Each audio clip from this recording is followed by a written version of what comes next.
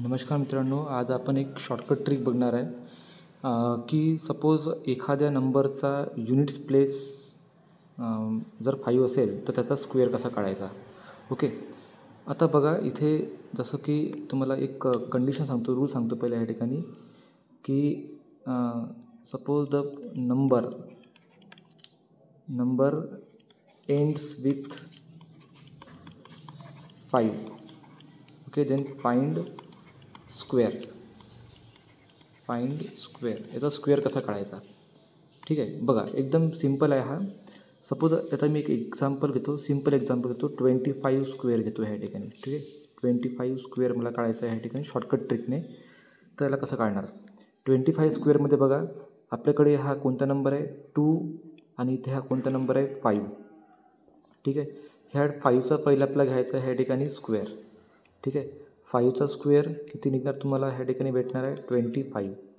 आता ह्या 2च्या नंतर म्हणजे कॉन्झिक्युटिव्ह नंबर जे असतात 2च्या लागोपाठ 2च्या नंतरचा नंबर कोणता आहे 3 आहे. म्हणजे आपल्याला काय करायचं आहे 2च्या नंतरचा जो जस्ट नंबर आहे त्याने त्याला मल्टिप्लाय करायचं आहे आणि मल्टिप्लाय करून आन्सर काय भेटणार 2 3 जा 6. म्हणजे हे झालं तुमचं ह्या ठिकाणी आन्सर. म्हणजे एकदम सिम्पल वे आहे हा. ह्या सिम्पल वेने तुम्ही इझिली कोणत्याही नंबरचा स्क्वेअर काढू शकता, पण त्याचा युनिट प्लेस जो आहे लास्ट नंबर जो आहे तो 5 हा असला पाहिजे.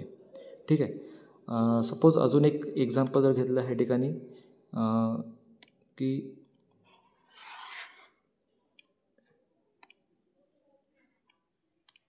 सपोज आता मी ह्या ठिकाणी घेतो 75 स्क्वेअर.